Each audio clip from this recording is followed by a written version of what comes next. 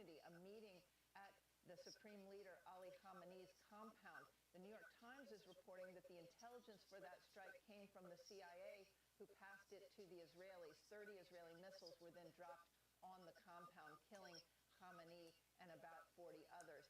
In Tehran, following the announcement of the Supreme Leader Ayatollah Khamenei's death, there were spontaneous outbursts of celebration on the one hand, but also some crowds chanting in downtown Tehran, "Death to America." Not clear if these were spontaneous or organized protests, but you can assume that the remnants of the regime and IRGC will want to present a united front, suggesting that the regime will survive. The man to watch right now is Ali Larijani, the head of Iran's Supreme National Security Council. He just gave an interview in which he threatened revenge for the killing of Ali Khamenei and members of his family, the defense minister, and head of Iran's armed forces, all killed in that strike.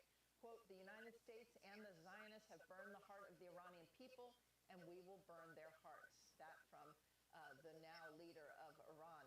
Remember, this is the first 24 hours for the U.S. military, which still has an armada in the region and 500 warplanes positioned in the Middle East. This is far from over, Charlie. It is indeed, and no doubt Larijani has a target on his back. Jennifer, stay with us for a second. I'm Steve Doocy. I'm Brian Kilmeade. And I think 100 people threatening the U.S.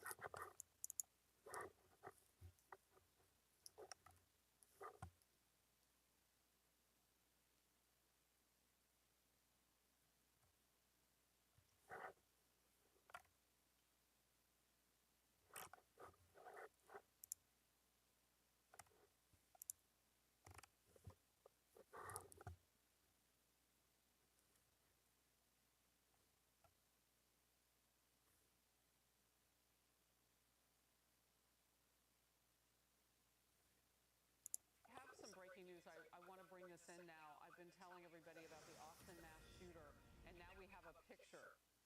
And this is what we're finding out from multiple federal law enforcement sources to our own Bill Maloogian.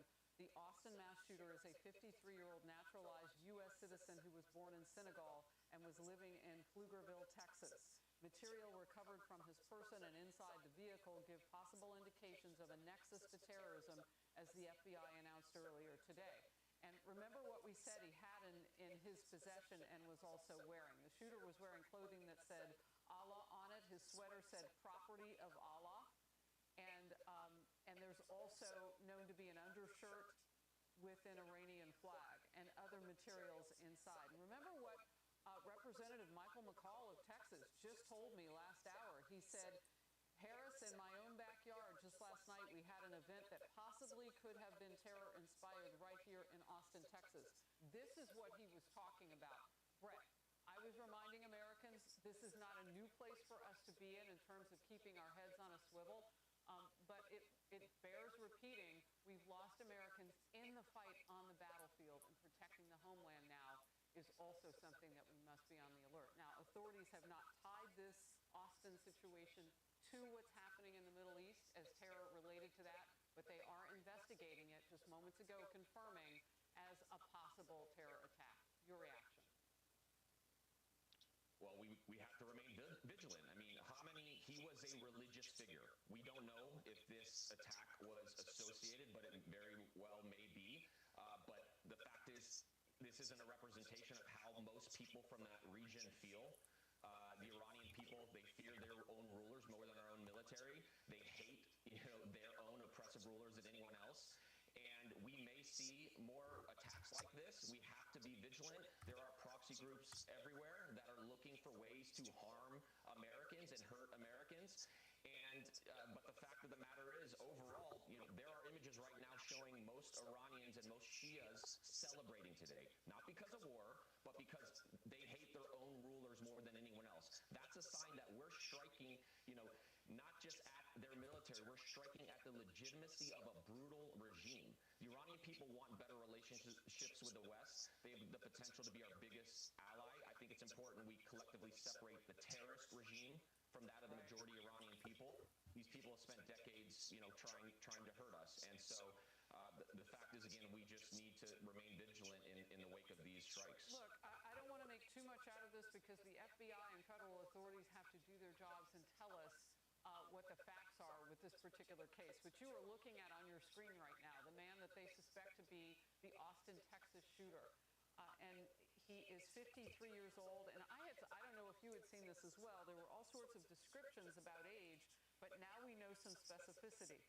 He's 53-year-old American citizen, naturalized, originally from Senegal. He is wearing a sweater, and you can see here a sweater that says "Property of Allah" with an undershirt in the Iranian flag. I want to ask you about this. We had a tremendous amount of people come across the border, and I can't ignore this because this is just fact, Brett. There are a lot of people in this country, we don't know if they're being radicalized. Maybe some came in and participated in that or led the way or have become something different while they're here. But it matters letting millions of people come in and you have no way to vet them. And that's what happened under the Biden administration. We're catching up, but a lot of those people are still here. Your thoughts?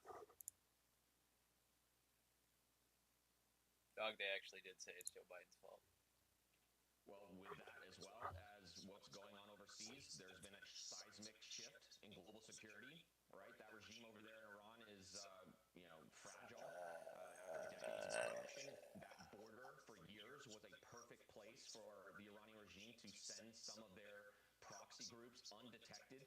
I don't know if you remember years ago, we almost had an attack in D.C. where Iranians were sent in to try and kill the Saudi ambassador at the time. There are humans out there that want to hurt us, and right now there is a complete structural shock to the Iranian regime and their way of life. Their internal system is highly centralized around this supreme leader, and that religious leader is gone. I think that was one of the reasons that President Trump initially had maybe held off the Israelis striking Khamenei because he was such a religious figure. But that's changed now. We've removed that node, and it's created this uncertainty inside the clerical establishment across the proxy networks globally, and we need to just pay attention for more attacks like this. Velikovich, thank you for your response too on those Americans who've been killed and those who have been badly injured. Thank you very much. On behalf of all those families, both of us, we wish them well.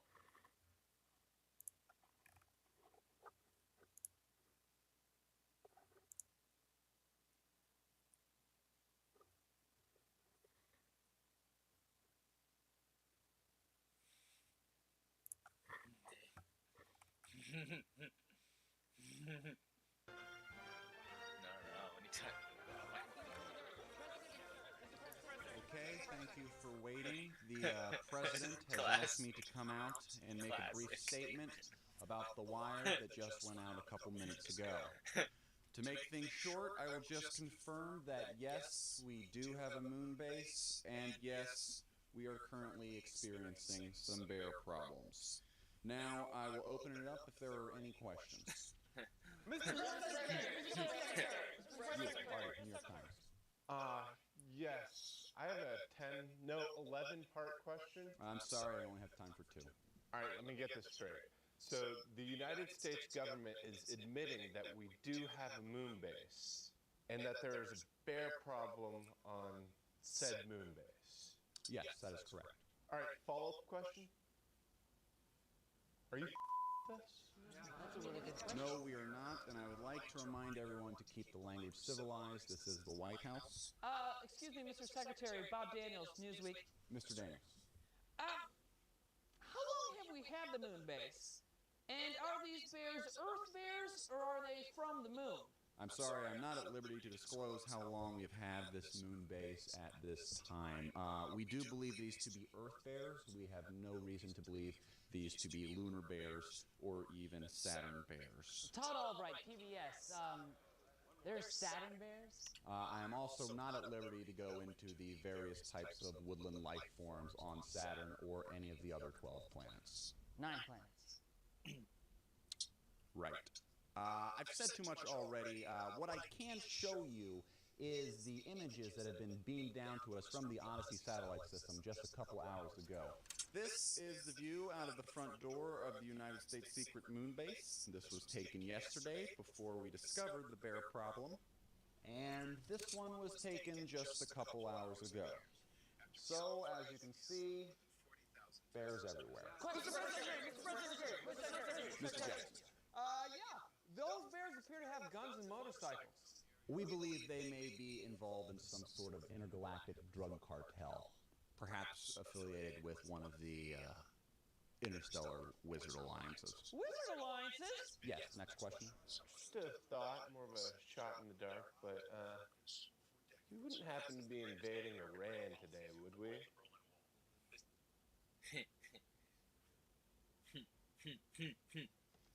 You got me. I fell for it. I fell for it. You almost got away with that one.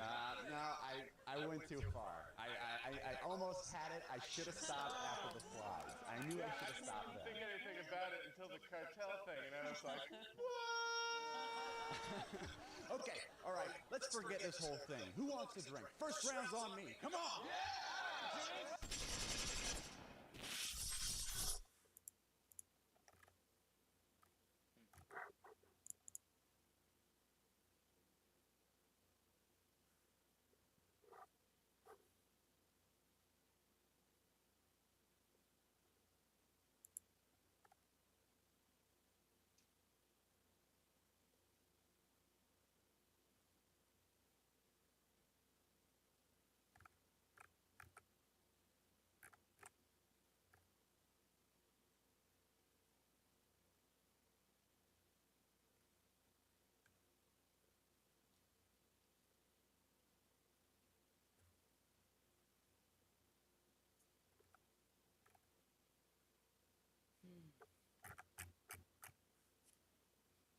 Just waste money, waste time, waste life.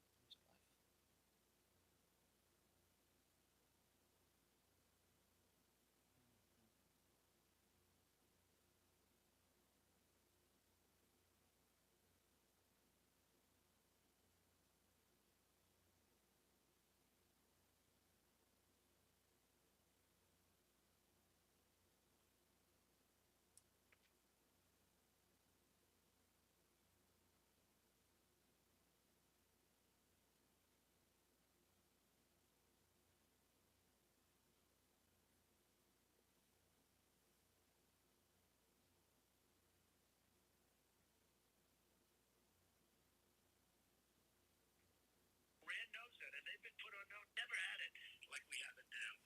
And Iran knows it, and they've been put on notice. If you fuck around with us, if you do something bad to us, we are going to do things to you that have never been done before.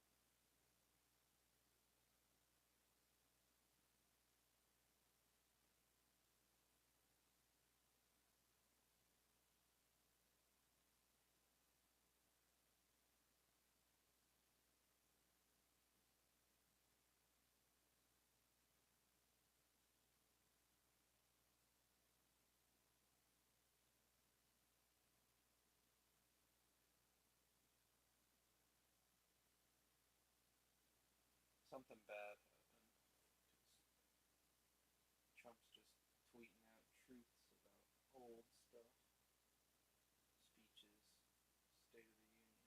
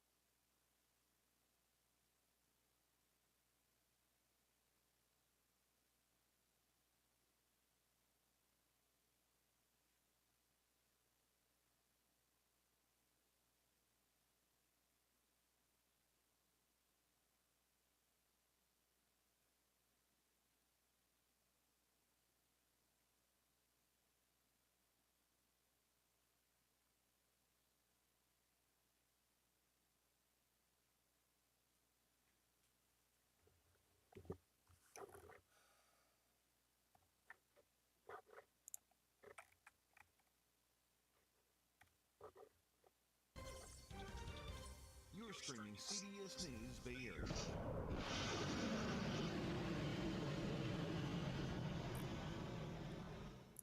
Right now on CBS News Bay Area, tensions rise in the Middle East. A massive attack launched by the U.S. and Israel kills Iran's supreme leader. Now Iran says they are vowing to fight back. Thanks for joining us. I'm Kelsey Thorid. We are learning that the U.S. military has confirmed at least 3 troops have been killed. The U.S. and Israel continue their airstrikes in Iran for a second day. At the same time, the Iranian government is vowing to retaliate further following the death of their supreme leader, Ayatollah Ali Khamenei, in an airstrike on Saturday. More explosions rocked Tehran today, with the Israeli military saying it was targeting the heart of the city. This is footage posted by the Iran Red Crescent Society. The blasts appear to be centered in a neighborhood that is home to the country's police headquarters and state television. Reuters quotes an Israeli source as saying there is no change in military strategy.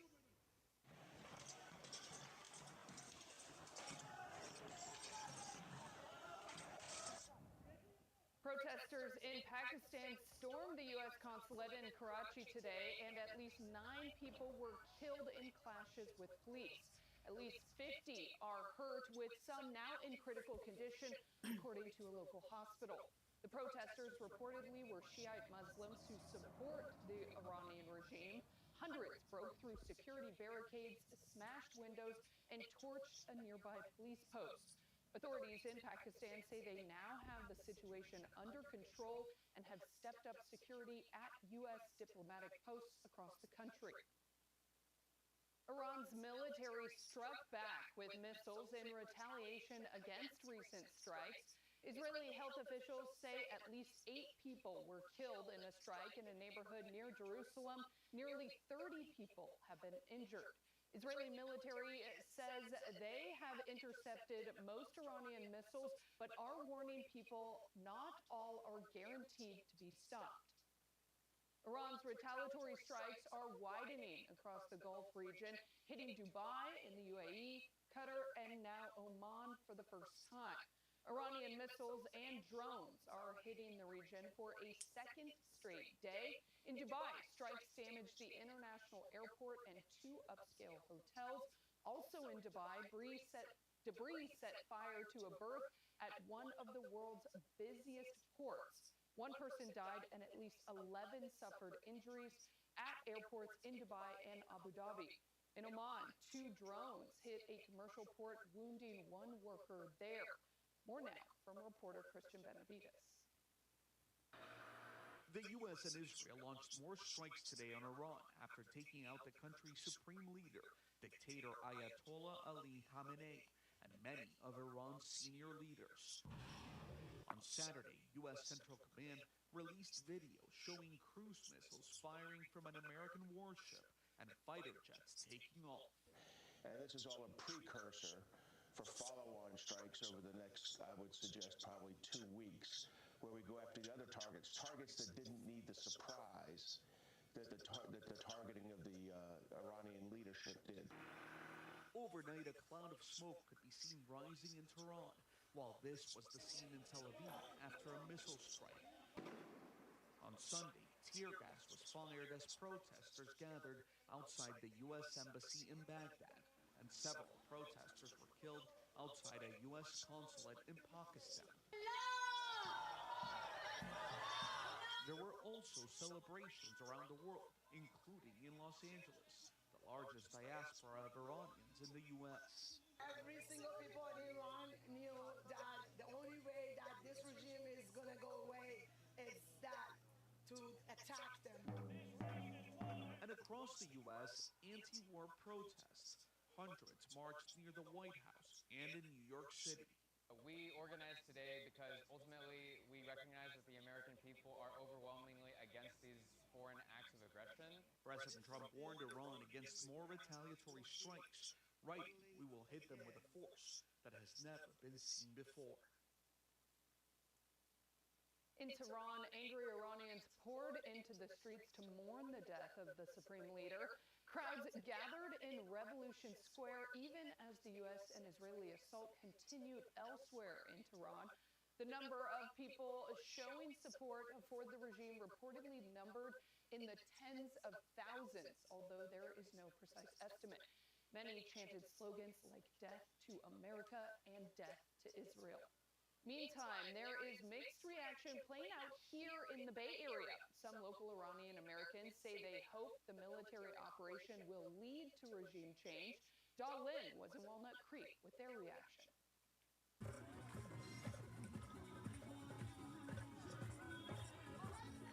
They sing, dance, and celebrate the airstrikes. Yet these Iranian Americans understand the price of war because they once lived through, witnessed, and escaped from one. I'm excited, nervous, anxious. Nobody wants a war.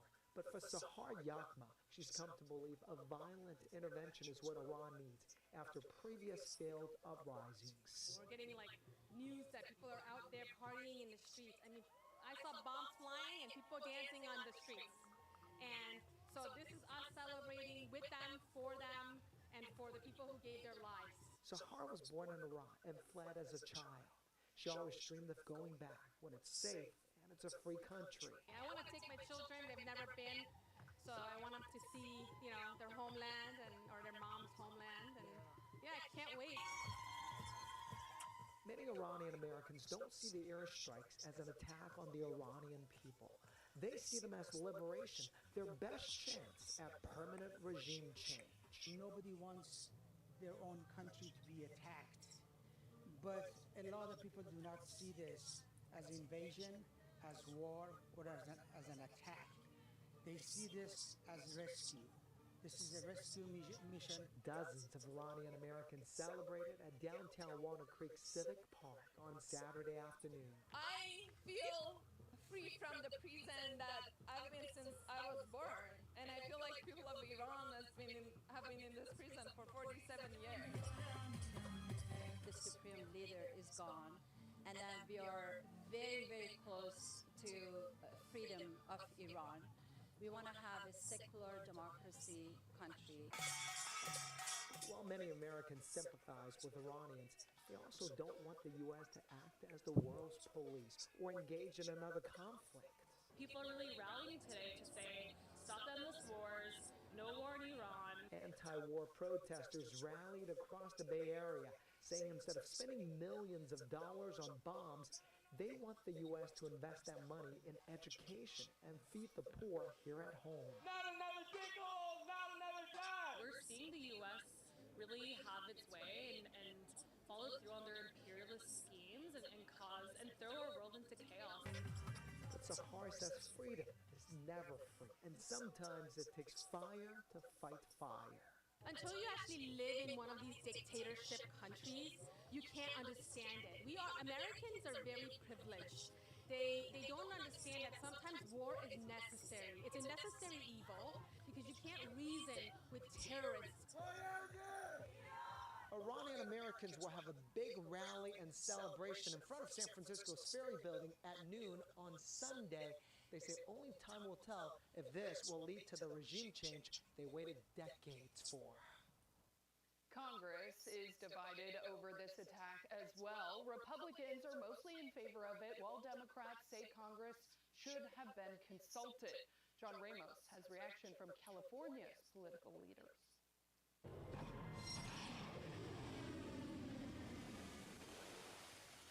U.S. warplanes delivered a lethal message to Iran from President Trump about their unwillingness to drop their nuclear arms program. But along with it, he also expressed a message to the Iranian people about overthrowing the current regime. The hour of your freedom is at hand. Stay sheltered. Don't leave your home. It's very dangerous outside. Bombs will be dropping everywhere. When we are finished, take over your government. It will be yours to take. This will be probably your only chance for generations. But for generations in this country, there has been a debate about how much power one man should have to conduct war. South Bay Congressman Sam Liccardo says Congress was never notified about the president's plan to attack. This president has a moral and constitutional obligation to tell the American people what is the objective of this war.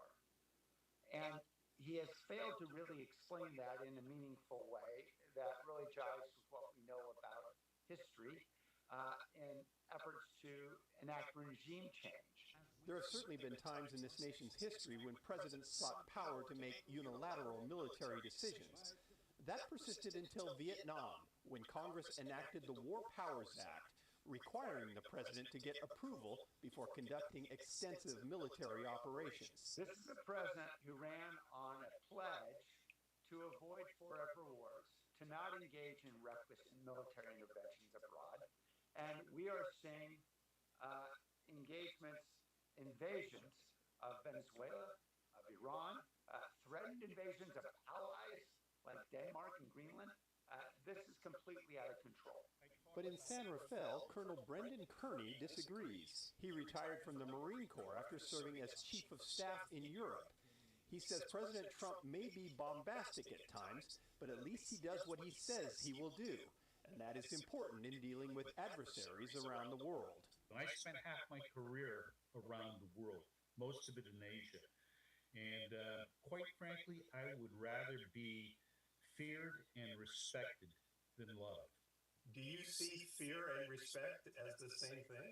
Yes, I do. I do. I'd rather if they fear us and they respect us and we don't have to do these type of things, then we're successful. But is it legal under the Constitution? Professor Matt Coles says it may not be. So the Constitution says that the president is the commander-in-chief of the armed forces, which means he gets to direct the armed forces when the United States is deploying them. But it gives Congress the power to declare war. And he's calling it a war. And under those circumstances, I think he pretty clearly needs authorization from Congress. And he doesn't have it yet. But here's where things get pretty murky. The Supreme Court has traditionally bowed out of the issue of military power, leaving the Congress and the president to fight it out, usually in the court of public opinion, to decide who will hold the power. I think Americans are not used to thinking of it this way, but constitutional law gets made by us as well as by the Supreme Court. That may sound strange, but it appears the Constitution's only real power lies in the willingness of the public to enforce it. No piece of paper will ever protect your liberty if the people don't care about it and the people they elect don't care about it. Stay with us for continuing coverage on this conflict in the Middle East. We'll bring you the latest developments on air on our website, kpix.com, and streaming on the free CBS News app. Now let's get a check on our first alert forecast with meteorologist Zoe Mintz. We're looking at another lovely day, but about 10 degrees cooler compared to yesterday. But still nice, still seasonable for this time of year. 10 degrees cooler than yesterday is back to normal. It was just really warm up, extra minute or two, but honestly, it's 35 off at the city attorney. It's so short.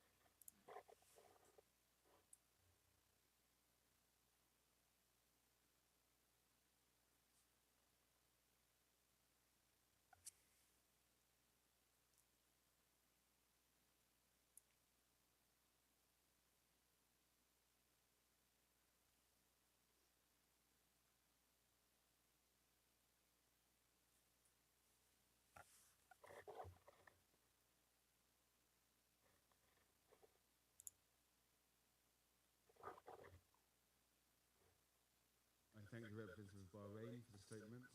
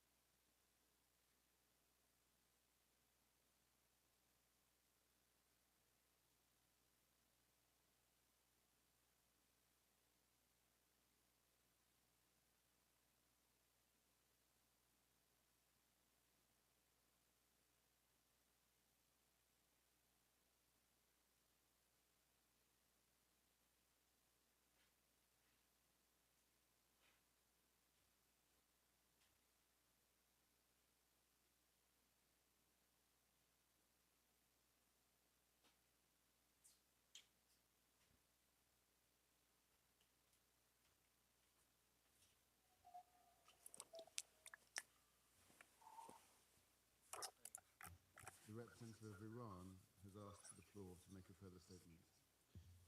Thank you. I have one word only. I advise to the representative of the United States to be polite. It will be better for yourself and the country you represent. Thank you. The representative of the United States has asked for the floor to make a further statement. Frankly, I'm not going to dignify this with another response, especially as this representative sits here in this body representing a regime that has killed tens of thousands of its own people and imprisoned many more simply for wanting freedom from your tyranny. Thank you, Mr. President. Distinguished delegates, this is a moment in history that requires moral clarity, and President Trump has met the moment. The most fundamental duty of any sovereign government is the protection of its people.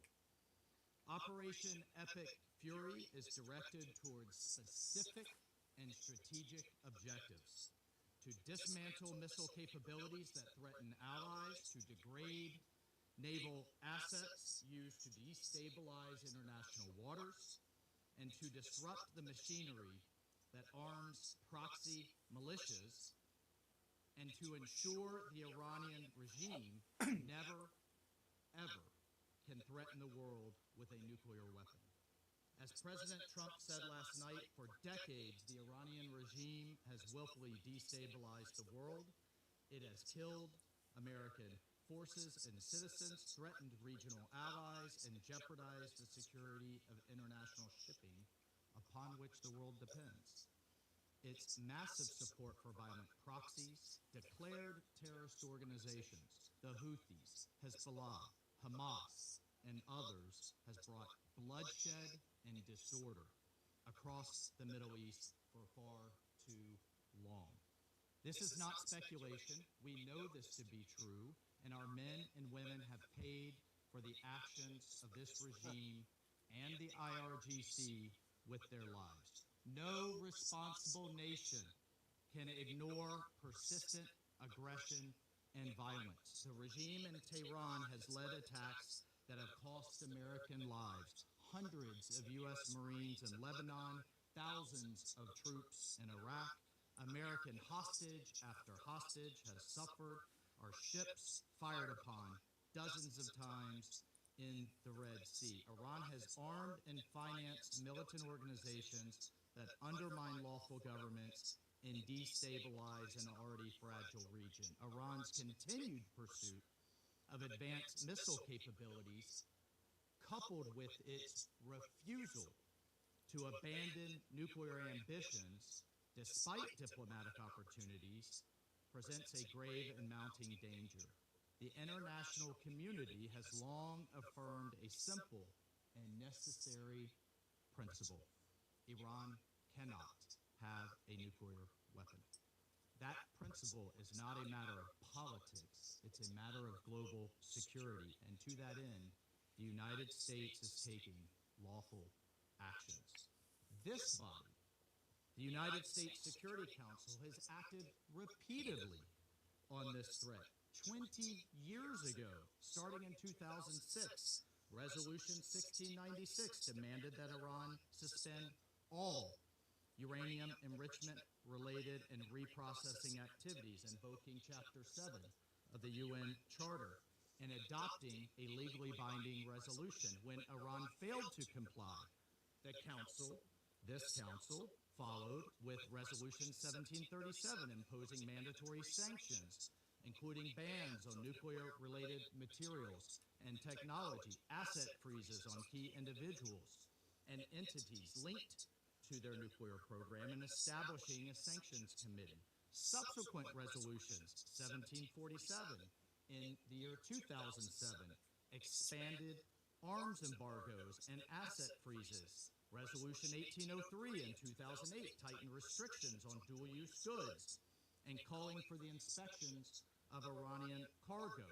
Resolution 1835 in 2008 reaffirmed the need for full compliance, and Resolution 1927 in 2010, which was the most comprehensive, banning ballistic missile activities, tightening the conventional arms embargo, targeting the IRGC and shipping lines, and prohibiting new Iranian banking relationships, built a robust multilateral framework to curb Iran's nuclear and missile pursuits. These measures, again adopted under Chapter 7, represented the world's collective judgment that Iran's actions posed a threat to international peace and security. And despite numerous opportunities for an alternative path, Iran remained defiant. And the Security Council decided on September 19th of last year, 2025, to restore these measures, snapback sanctions, sending a clear message that the world will not acquiesce to threats and half measures, and Tehran would be held to to account. On top of these actions by the UN, American diplomacy was attempted repeatedly and in good faith.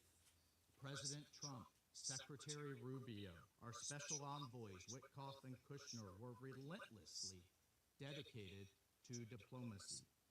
But diplomacy cannot succeed where there is no genuine willingness to cease aggression, where there is no genuine partner for peace. As President Trump said today, and he spoke directly to the Iranian people, he said, quote, "To the proud, great people of Iran, I saw tonight that the hour of your freedom is at hand. The entire world has witnessed the regime's wholesale slaughter of innocent civilians. The sad irony is that this same regime will attempt to lecture us today about human rights and the rule of law. Its presence here in this council makes a mockery of this body. But where the UN lacks moral clarity, the United States of America will maintain it. Indiscriminate and unprovoked attacks by the Iranian regime today against our regional partners, Kuwait, the United Arab Emirates, Bahrain, Qatar, Jordan, and others, reinforce precisely why such actions are necessary. The regime has not only struck military assets, but civilian infrastructure as well. Those who stand with us must know that their security is not negotiable. The safety of our allies is not conditional. It is assured. The bottom line is this, colleagues. Our allies and partners can count on the United States and can count on President Trump. Colleagues, peace is not preserved by appeasing those who threaten it. Peace is preserved through strength in the face of terror. History has taught us that the cost of inaction is far greater than the burden of decisive action. And our president, President Trump, has taken that decisive action today. I thank you.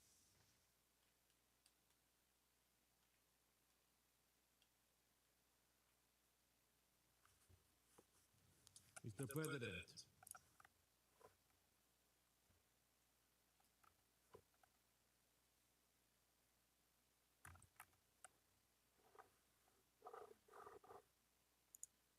UN meeting, supercut.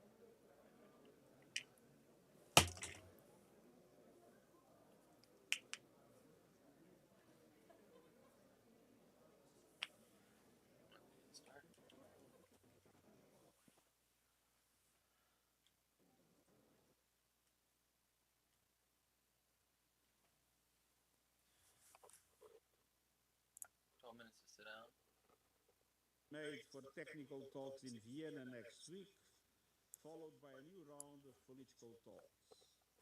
I deeply regret that this opportunity condemn this latest undermining of the NPT's authority and undermining of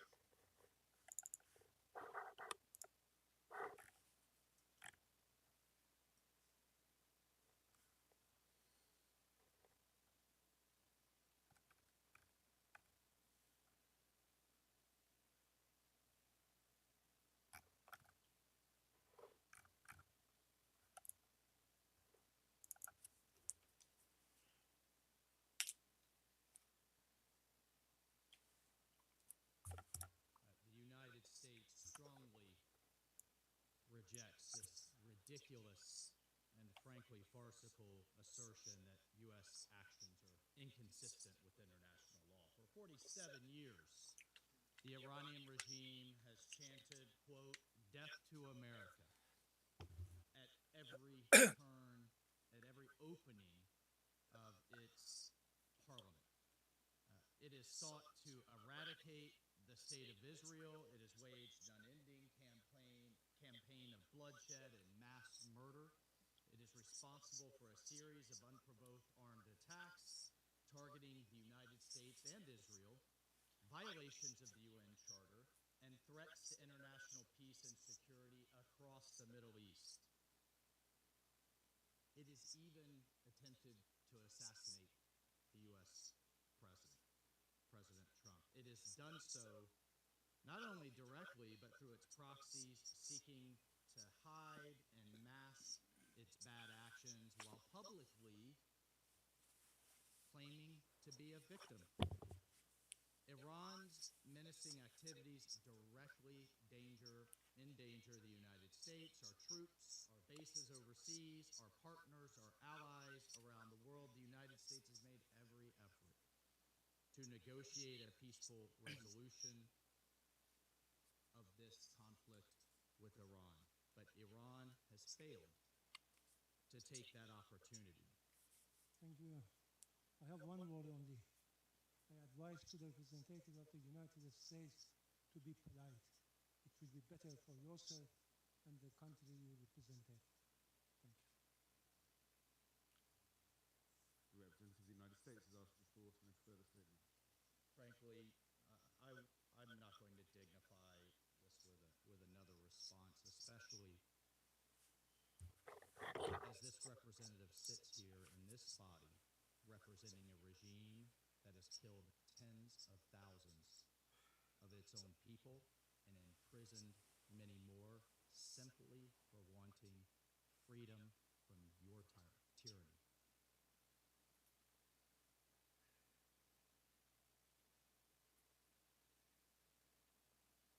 President, for 47 years, the Islamic regime in Iran has led crowds in chanting Marj Bar Israel, Marj Bar America. Mr. Ravani, do you want to translate these chants? Your leaders have been chanting it for years in public events, in your parliament. Marj Bar Israel, Marj Bar America. They mean death to Israel, death to America. Israeli and American flags were painted on roads so they could be trampled. Our flags were burned in public squares. This is not the anger of a radical fringe. It is state-sanctioned hatred. And while those Marj Bar chants echoed, uranium was enriched, centrifuges span, missiles were built, facilities were buried deep underground. It was never just empty rhetoric. It was preparation for action. But today, alongside our ally, the United States, we act to stop it. Israel stands before you today having acted with the United States to confront and stop an existential threat before it became irreversible. The operation targets nuclear infrastructure, ballistic missile sites, the machinery of repression that fuels terror across our region. We did not act of impulse. We did not act of aggression. We acted out of necessity because the Iranian regime left no reasonable alternative. This joint effort will continue. Bits and pieces of a UN emergency security meeting. We thank President Trump and acknowledge the United close Nations. cooperation between Israel and the U.S., which has brought the alliance between our countries to an all-time high in peace and in war. Let us be clear about what we are confronting. This regime has built nuclear weapons in blatant disregard of international law and UN resolutions. It has brutally murdered its own citizens and crushed dissent. It's happening now as we speak in cities in Iran. It has expanded missile arsenals and armed proxies across the region. It has openly declared its intention to erase Israel from the map. Now, as it faces consequences, it is launching missiles and drones across the region, endangering the UAE, I guess now it's where a McDonald's. Pakistani citizen, unfortunately, was killed. Jordan, Kuwait, Bahrain, Qatar, Iraq. As we speak, in the last hour, a rocket targeted the city of Tel Aviv. Civilians, they don't target military bases. Civilians struck a building in Tel Aviv. An innocent woman was killed and 21 people were injured. This is a regime that destabilizes wherever it reaches. It spreads violence outward while crushing freedom at home. It is not reacting. It is expanding. It is a machinery of radicalism that does not recognize borders. Mr. President, diplomacy was exhausted.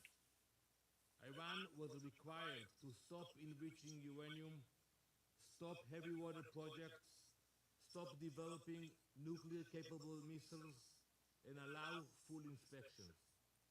Iran did none of it. Instead, it fortified its nuclear facilities so we cannot get to them, accelerated missile production, and continued to fund terror. Since the last operation in the summer, they spent billions on the proxies. The resolutions were clear. The strategy was just as clear. Delay, delay, delay. But we will not be played. And it's simple what they were planning. They were building the means to corner us, to force an irreversible reality with our backs against the wall. That is not a future Israel will accept. No responsible nation should. This operation is guided by clear objectives: eliminate immediate threats, dismantle the nuclear program, destroy its ballistic missile production, neutralize naval threats, break the proxy network that destabilizes the region.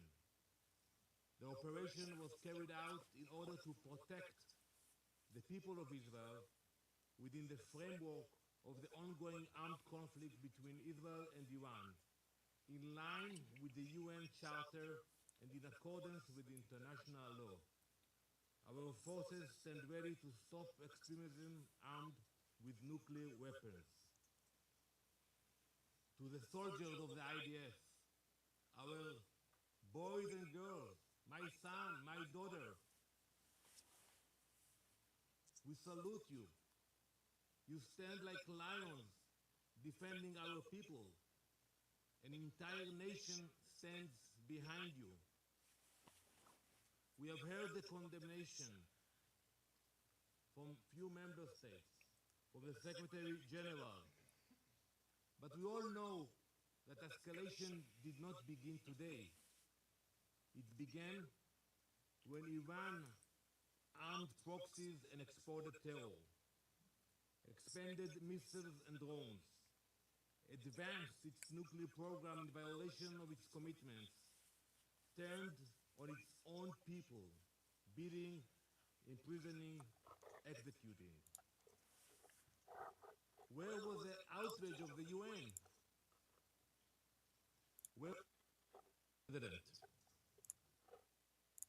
suffers the war, the future of Iran, about of ballistic missiles that are launching to Israel, the Basij, the Revolutionary Guard, who have dragged your country into isolation. The world does not fear a free Iran. It fears a radical regime armed with nuclear weapons and driven by extremism. Your future should not be defined by those who chant for death. As President, in 2004, it was too late. Grows and no one stops it in time. Spoke up more than 500 years ago. Stand on dignity, deserve dignity. As President Trump had said, it fears a radical regime that are launching to Israel. When I call this aggression, or its son, my daughter, ballistic nation should played. In the future, Israel will accept. No means to corner us. The resolutions were clear. The strategy was just as clear. Delay, delay, delay. But we will not be played. And it's simple what they were planning. They were building the means to corner us, to force an irreversible reality with our backs against the wall. That is not a future Israel will accept. No responsible nation should. This operation is guided by clear objectives: eliminate immediate threats, dismantle the nuclear program, destroy its ballistic missile production, neutralize naval threats, break the proxy network that destabilizes the region. The operation was carried out in order to protect the people of Israel within the framework of the ongoing armed conflict between Israel and Iran, in line with the UN Charter and in accordance with international law. Our forces stand ready to stop extremism armed with nuclear weapons. To the soldiers of the IDF, our boys and girls, my son, my daughter, we salute you. You stand like lions defending our people. An entire nation stands behind you. We have heard the condemnation from few member states, from the Secretary General. But we all know that escalation did not begin today. It began when Iran armed proxies and exported terror, expanded missiles and drones, advanced its nuclear program in violation of its commitments, turned on its own people, beating, imprisoning, executing. Where was the outrage of the UN? Where were the consequences? Now, Israel acts to prevent an irreversible threat, and the condemnation is immediate. This is the definition of hypocrisy. Some call this aggression. We call it necessity. We call it survival. Mr. President, history has taught us never to ignore those who openly call for our destruction. When a regime says it will destroy Israel, when it chants death to Israel, when it promises to wipe Haifa and Tel Aviv off the map, we believe it. We genuinely believe it when we see those hundreds of ballistic missiles that they are launching to Israel. We believe the threats. We do not ignore them. We do not gamble with our survival. We act. Now let me address the brave people of Iran. You are not our enemies. This operation is not directed at you. It is directed at a regime that has silenced you, imprisoned you, and invested in missiles and uranium while your economy suffers. You deserve better. It is this regime, the Basij, the Revolutionary Guard, who have dragged your country into isolation. The world does not fear a free Iran. It fears a radical regime armed with nuclear weapons and driven by extremism. Your future should not be defined by those who chant for death. As President Trump had said, the Iranian people deserve dignity, security, and the chance to shape their own destiny. We are thinking about you. You are seen. You are not alone. The future of Iran belongs to its people. We stand with you. Mr. President, this week, Jewish families all around the world celebrate Purim. Many Israelis will do so now in a bomb shelter. The story of Purim happened more than 2,500 years ago, in the same place. In ancient Persia, an evil minister by the name of Haman sought to wipe out the Jewish people. And it began with words, with chants. It became a decree. It could have become a genocide. But Queen Esther refused to remain silent. She stepped forward. She spoke up.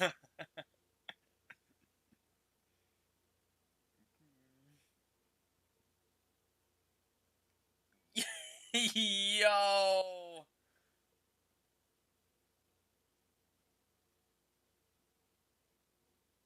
Oh, no, wait, it's way old.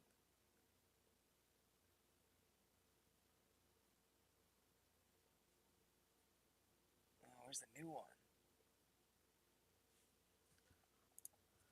She acted before it was too late. That is the lesson we learned. It is not only an ancient lesson, it is a modern one.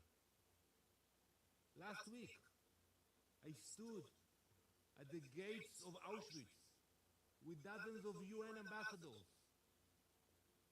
We stood in a place that shows what happens when radicalism and extremism grows and no one stops it in time. Before the Holocaust, some leaders, serious leaders, believed that they could calm aggression with concessions. They were completely wrong. Giving in did not stop evil. It strengthened it. Winston Churchill understood what Queen Esther understood long before him. When destruction is declared and weapons are being prepared and assembled, leaders must act. Not later. Now. Today, President Trump and Prime Minister Netanyahu understand that same lesson. For decades, the Iranian regime has built missiles, enriched uranium, armed proxies, and spread terror far beyond its borders. This regime is not only Israel's enemy, it It is an enemy of stability, an enemy of every peace-loving nation. In this joint operation, Israel and the US are acting together, not because we see conflict, because we refuse to ignore declared destruction. We are stopping extremism before it becomes unstoppable. We will ensure that no radical regime armed with nuclear weapons and ballistic missiles can threaten our people or the entire world. Thank you, Mr. President.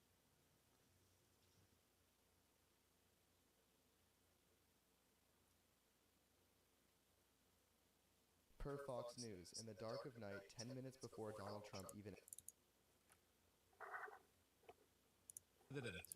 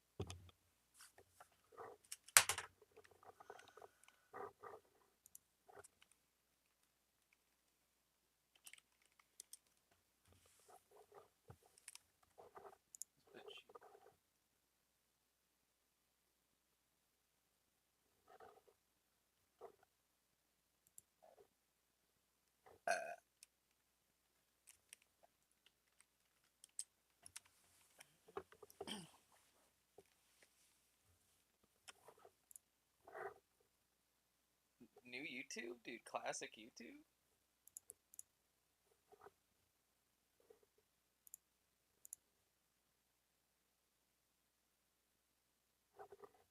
Look how many tabs this guy has open. Holy shit. It reminds me to close a couple tabs.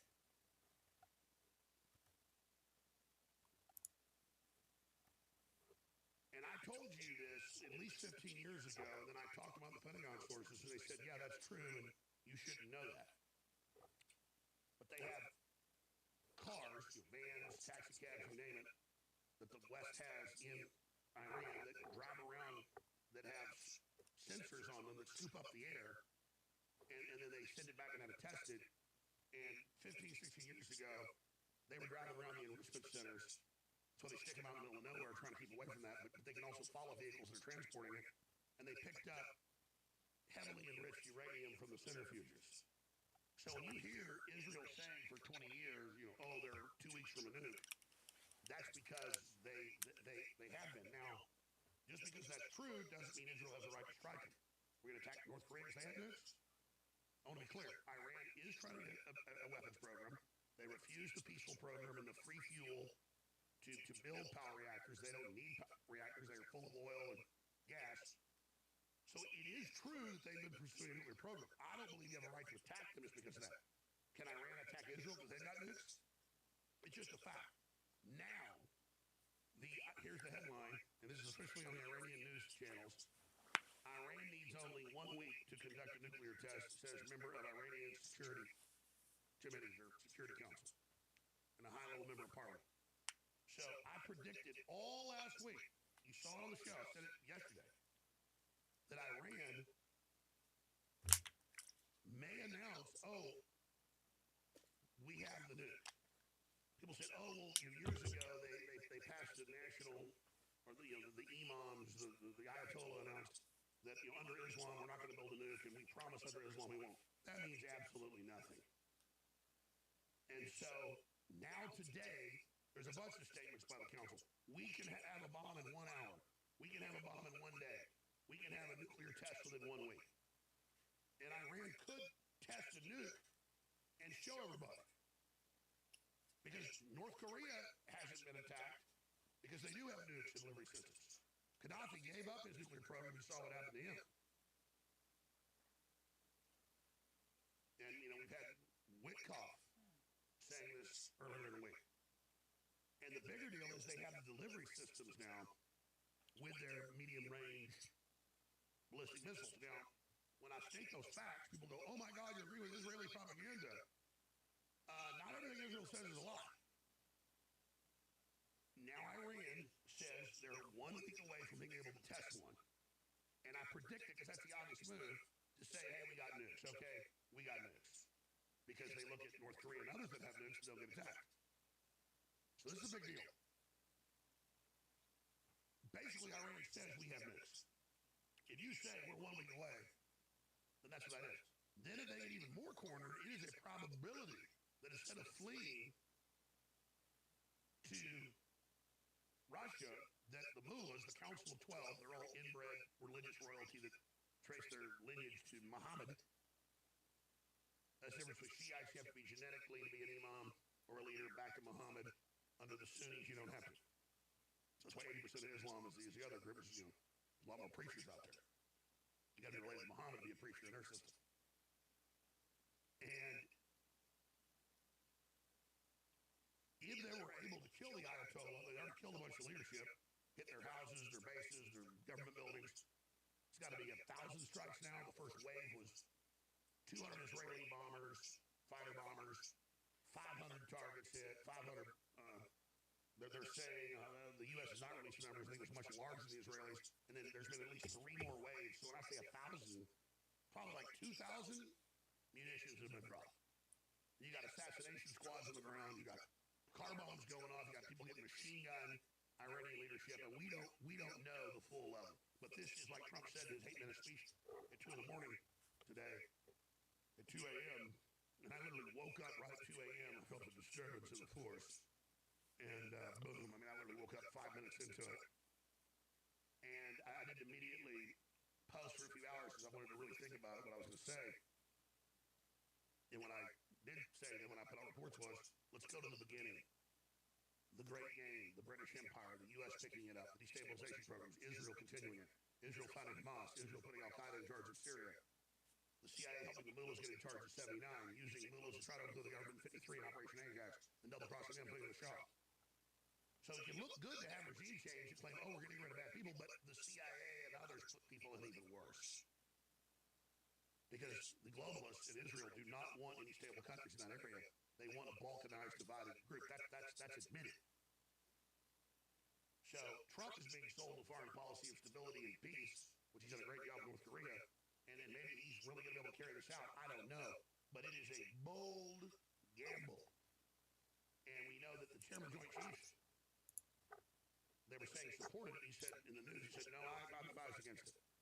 You got Eric Prince, the chairman of Joint Chiefs, advising against it. You got me advising against it. And and I'm being called a Qatari operative, an Iranian operative, by all the fake right wing and the Israel ops. I've got all the Nazis going crazy attacking me.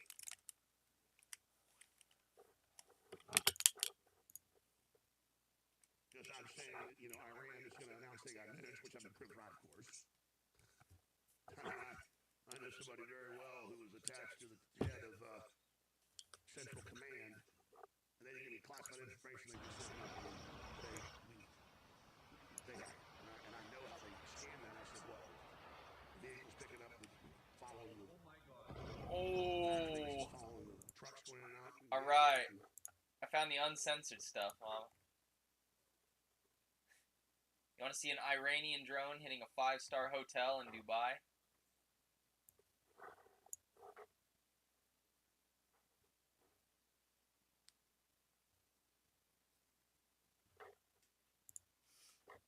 Never visited this website before. BitChute. BitChute. Guess the bitches are useful for something. Read it again. I didn't read it like that until you walked in the room, I swear. And that's not a joke. I love you, Mom. I'm just feeling a couple McDoubles and large fries. And pizza, of course, but...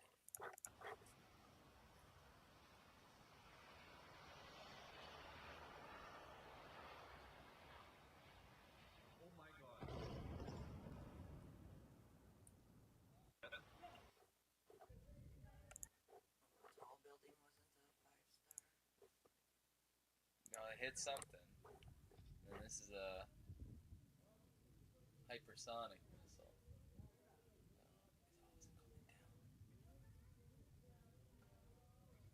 Is that it coming down? Is that it?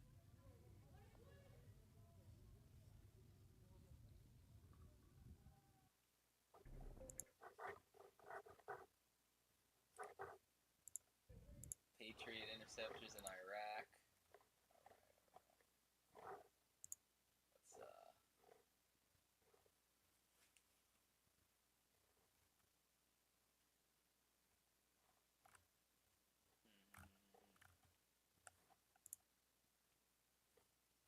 Fresh video.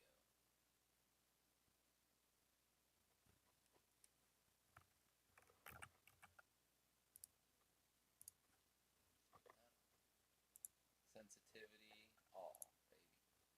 What? Terribly useful.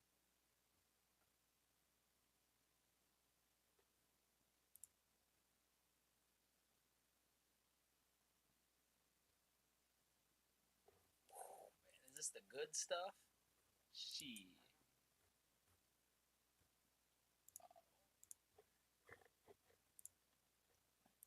Sort by new.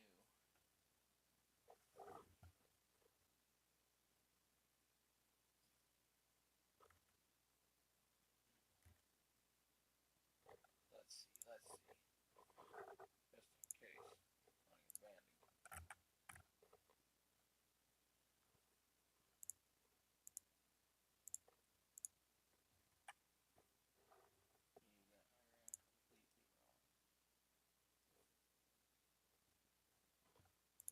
One thing I want to talk about before we get started here is yesterday I had an opportunity.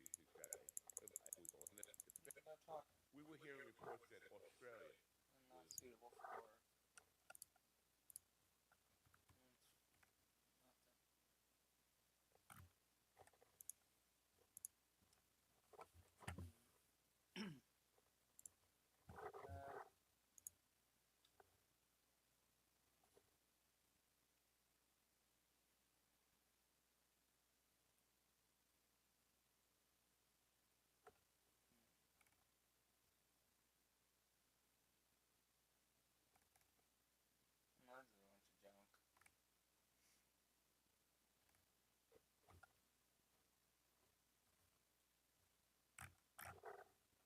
That's a bunch of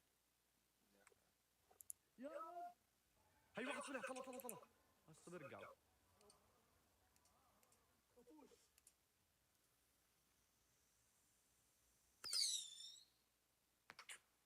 يا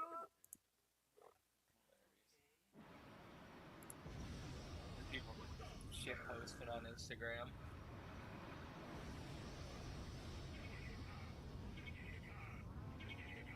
For fuck's sake.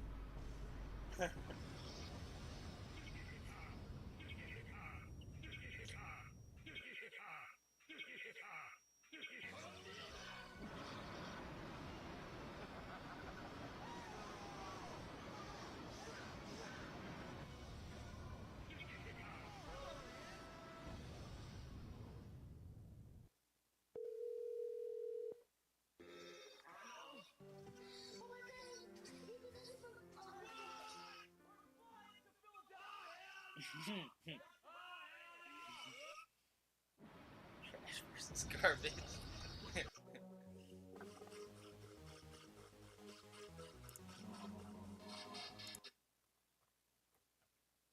ما راه امام کبیرمان و امام شهیدمان را با راست قامتی ادامه خواهیم داد انشاءالله.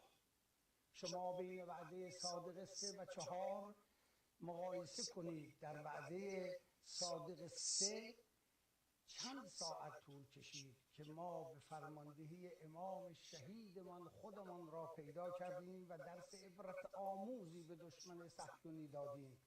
اما می‌بینید که ساختار نظامی و مدیریتی کشور از فرد محوری خارج شده است، به گونه‌ای که کسی تصور این حجم گسترده از عملیات موفق به تمام مراکز آمریکایی‌ها و رژیم صهیونیستی را نداشته است و همه کارشناسان نظامی را در حیرت فرو برده است، به گونه‌ای که تا این لحظه بدون ذره‌ای وقفه ادامه دارد و ادامه خواهد داشت انشاءالله. ما خود را برای این لحظات آماده کردیم و برای همه سناریوها برنامه ریزی کردیم، حتی برای زمان بعد از شهادت امام خامنه‌ای عزیز نیز برنامه ریزی شده است. ما راه امام کبیر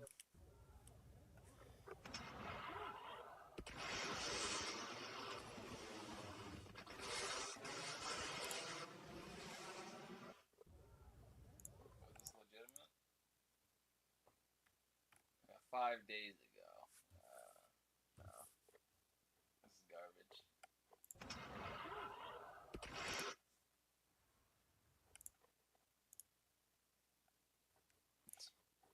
Dear Ayatollah Khomeini, I am at the Nordstrom in West Farms Mall. Please liberate us from the pedophiles. Dear Ayatollah Khomeini. Dickhead. You think that's funny?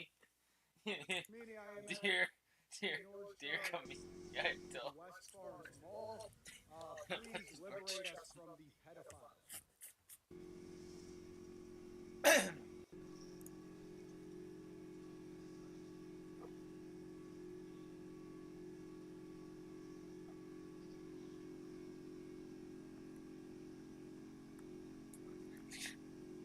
Got a point. Oh my god, look at that. Look at that missile. Oh my god. Holy shit. Holy shit. You hear those bombs? Holy shit, look over there. Oh my god. Yo, we're being bombed. What the fuck? What the fuck? Look at that. Holy shit. Why the fuck did I move to Dubai? Get me back to the UK. I want to be stabbed instead. Oh my god, look at that. Whoa, did you see that? That was fast. That looked...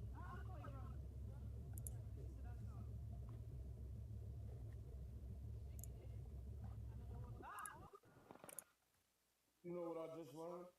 There's niggas in Russia. There's niggas in Scotland. There's niggas in Australia. There's niggas, South America on cap. There's niggas all through there. There's niggas in Europe. There's niggas in China. It's niggas everywhere.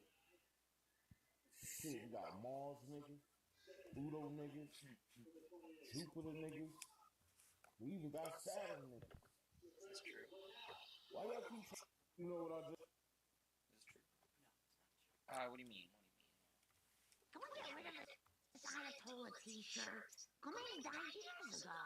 But But Marge, it works on any Ayatollah. Ayatollah Naftada, Ayatollah Tahiti. Even as we speak, Ayatollah Razmara and his cadre of fanatics are consolidating their power. I don't care who's consolidating their power. Can we get rid of it? Just voted to remove.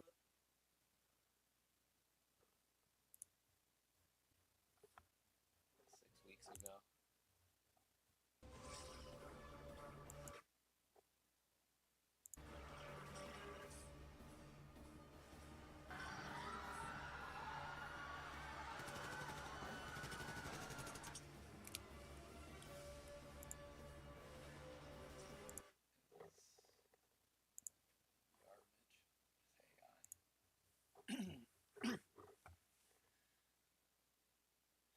Who gives a Iranian missile?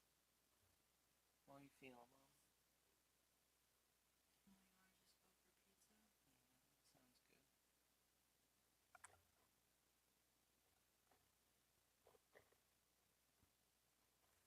fuck about Iran in this stupid ass war? Nobody asked for this, nobody wants this, and nobody fucking voted for this. Because we've already done this stupid ass forever war shit.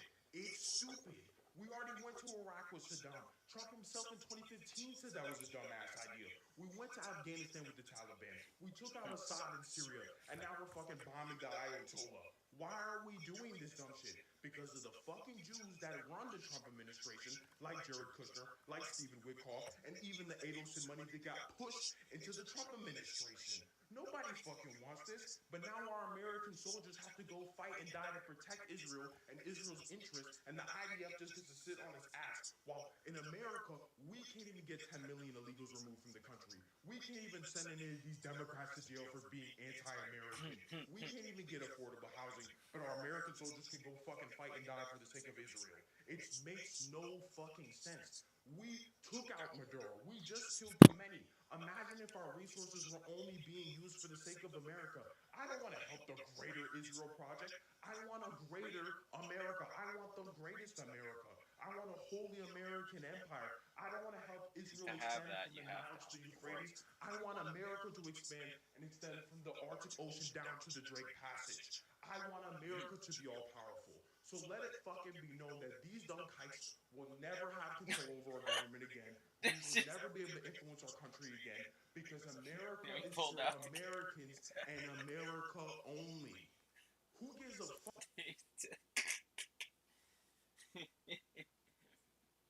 Been a while since I heard that one. I guess tensions are running high. Pulling out the Michael Jackson. How do you know how recent this is? My strategy, I just check the comments and like people are commenting. People won't be commenting past, when it's hot. So 16 hours ago, probably 16 hours ago, because it's ranged between 16, 4, 15, 14. It's a Jewish tradition, Bobby. South Park.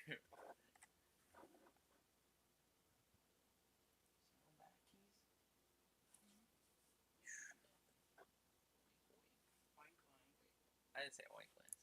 Fired into Israel reportedly had "This one's for Charlie Kirk" and "Carry the Flame" written on the side of this. Dude, are you serious? Hold on. We gotta go from the top on that one.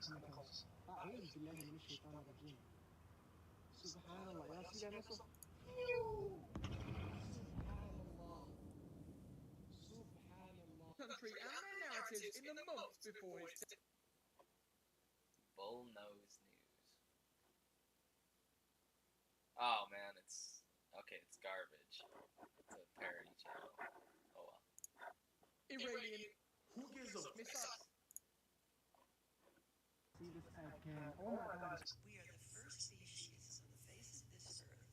I'm actually so scared of the JVC right now, and I can see not meant to be happening here. Here. It's not meant to be happening here. Those are the words uttered by hundreds of white people that never thought the violence of the regimes they were supporting would be facing them face to face. She then goes on to universalize, but she clearly doesn't believe it. Oh, I don't believe anyone should be hurt, but I'm really concerned that I'm concerned being hurt. And And I shouldn't have to handhold very far to point out how callous and privileged and disgusting this is, but it is an interesting admission of all of those things, because it admits how the understanding that we are safe as privileged white people comes with the tacit understanding that other people are not. But that is denied from our understanding. It is rejected from our collective consciousness by the idea that discussing it is political.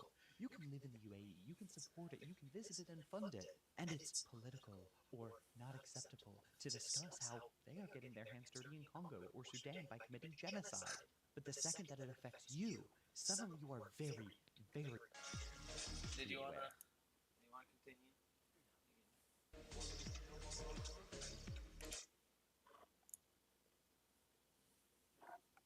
Breaking news, Israeli media have begun to announce the death of Ayatollah Ali Khamenei. There are no official Iranian confirmations of death as of now, with Iranian media saying the only credible news regarding the Sayed will come from... Let's see if she's got more recent news.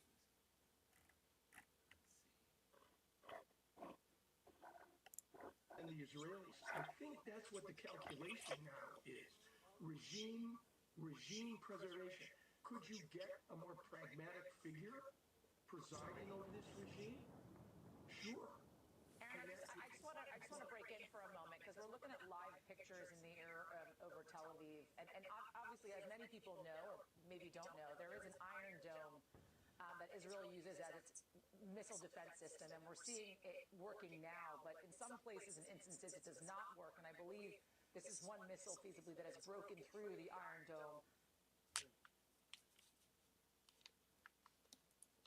So Netanyahu has officially fled to Germany. I mean, Germany, of all places. The jokes write themselves. The official Israeli state aircraft landed in Berlin, Germany at 8:30 p.m. today after circling Israel for hours, looking for a safe place to land. This flight is often used for the continuity of government during crises, by the way. Consider this jet the Israeli Air Force One. Netanyahu was literally fleeing Israel amidst retaliatory attacks from Iran. He could not handle it. The plane was stuck circling over Israeli coastal airspace for several hours before finally leaving Israeli airspace to try to seek refuge in Europe. The jet was seen circling over Greece, and it is alleged that they were refused entry in Cyprus.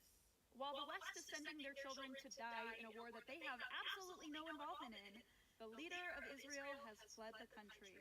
And to Germany, no less. How about that?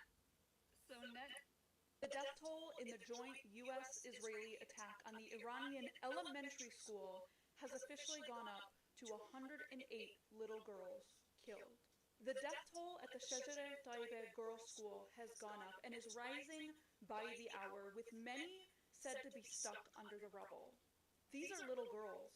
What did they ever do? Parents had just dropped their children off at the school when the U.S.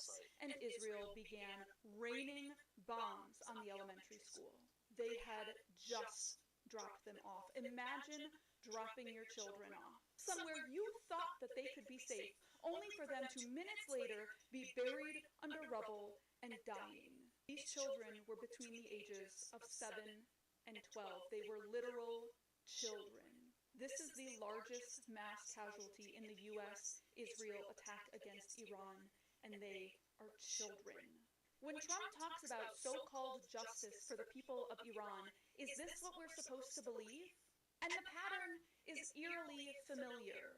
We have seen this in Gaza with the Israeli entity bombing schools, mosques, and hospitals. And the killing of these children is not even being shown by mainstream media. Instead, they show pictures and videos of Israeli settlers hiding in their bunkers in the occupation state to evoke sympathy. Their goal is clear: attack and kill children so that the people of Iran will be pressured to revolt and turn on their leaders. Only God knows how many more bodies are going to be pulled out from the rubble. The death of Ayatollah Ali Khamenei has officially been reported by Iranian state media. The Fars news agency reported that Khamenei was killed in the early hours of Saturday morning at his office while performing his assigned duties. It's also been announced that these strikes killed his daughter, son-in-law, and grandson, and 40 days of mourning have been announced in the wake of these killings. The IRGC has responded to news of his death, saying, "We have lost a great leader and we mourn him." It added that Khamenei's martyrdom at the hands of vicious terrorists and executioners of humanity is a sign of the legitimacy of this great leader and the acceptance of his sincere services. The IRGC said that it will stand firm in confronting domestic and foreign conspiracies.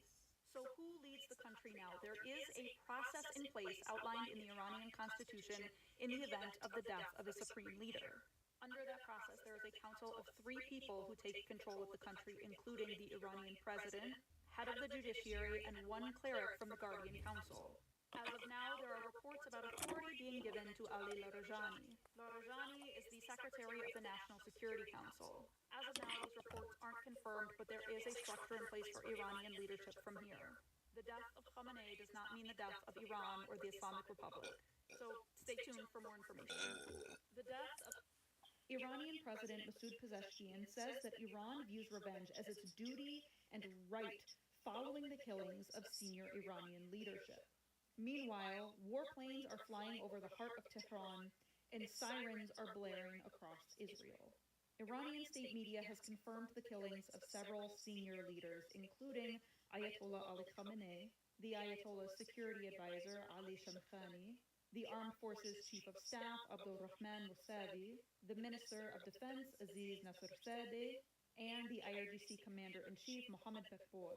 It's reported that more commanders of the armed forces have been killed, but their names will be reported later.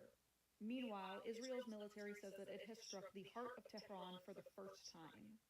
Large plumes of smoke were seen rising above Tehran amidst claims of strikes against government sites.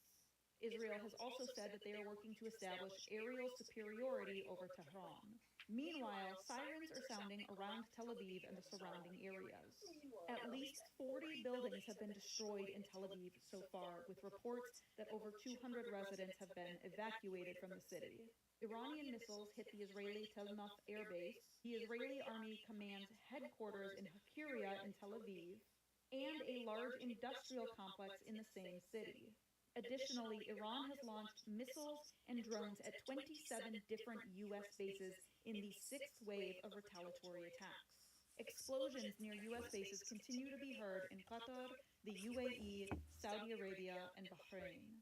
Iran's top security official Ari Larijani said, "Yesterday, Iran fired missiles at the United States and Israel, and they did hurt.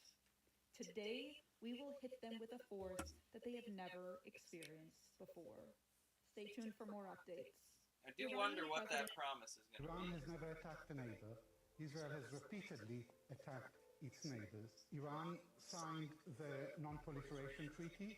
Israel has refused to sign. Iran submits to inspection by the International Nuclear Energy Agency. Israel refuses to submit. Iran has no nuclear weapons. Israel has between 75 and 400 nuclear weapons. So Israel poses an existential threat to Iran. For the last 40 years, Israel has conducted a systematic campaign of disinformation about Iran. Why the lies? Why the double standards? Why the hypocrisy? Iran has never... The joint U.S.-Israeli attacks killed Ayatollah Khamenei's 14-month-old granddaughter, Zahra Mohammadi-Golpegani. She was barely over a year old, and they killed her and her mother, Bushra, and her aunt, Huda. And I know Western media is itching to say that they were being used as human shields, that he was hiding behind the bodies of his granddaughter and daughters. Because Netanyahu, who's gotten into fistfights with his son on multiple occasions, wouldn't know that most people want to be around their families in a time of crisis. So they killed a 14-month-old baby, her mother, and her aunt, and you're going to hear them try to justify it.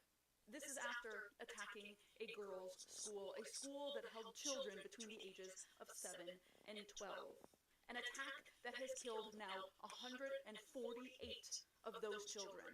They also attacked a sports hall, killing 20 female Iranian volleyball players. And I'm sorry, what's the saying again? Oh yeah, historically, when America begins caring about a woman's rights in a Middle Eastern country, those women are about to get bombed.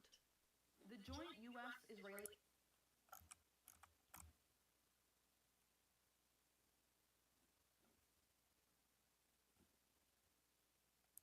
joint. That's a new one I haven't seen before.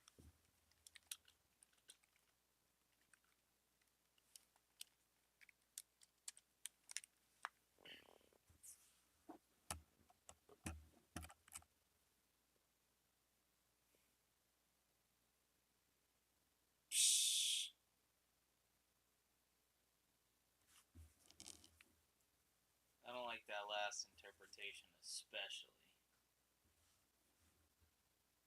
No.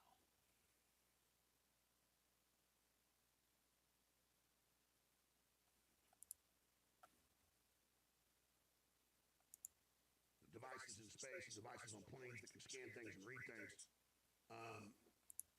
And it's not that hard to produce this stuff. I mean, Clinton helped Pakistan get the moon. And then you can see the whole posture of it, and you know that they're going to keep that ace card right there. And then I've talked to my other Pentagon sources, high level, mid level, you name it. Sometimes it's the low level that actually is out on the missions as well. I got low level, mid level, high level. Like, you're not supposed to know that. And I've got a lot of hell the last 15 years telling you that. Well, I am vindicated. It's not about being vindicated. It's just about, I do a lot of studying here. All right? I don't just pull stuff out of my butt. This is just hey, all right. massive escalation. Will they try to hit the aircraft? New official Trump statement. 6 minutes. Let me just check my compounding source. Signed up for Truth Social. 36 hours. Over the past 36 hours, the United States and its partners have launched Operation Epic Fury, one of the largest, most complex, most overwhelming military offensives the world has ever seen. Nobody's seen anything like it. We have hit hundreds of targets in Iran, including Revolutionary Guard facilities, Iranian air defense systems. Just now it was announced that we knocked out 9 ships plus their naval building, all in a matter of literally minutes. Iran's formerly supreme leader, Ayatollah Khamenei, is dead. This wretched and vile man had the blood of hundreds and even thousands of Americans on his hands and was responsible for the slaughter of countless thousands of innocent people all across many countries. Last night, all over Iran, the voices of the Iranian people could be heard cheering and celebrating in the streets when his death was announced.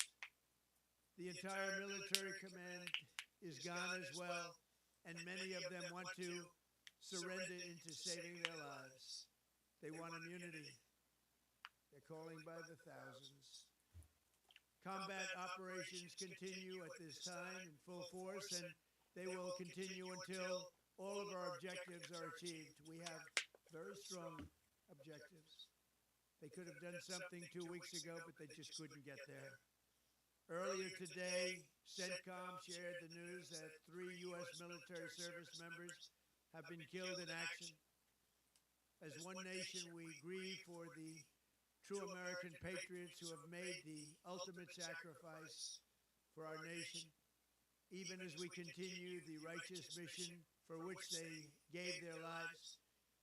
We pray for the full recovery of the wounded and send our immense love and eternal gratitude to the families of the fallen.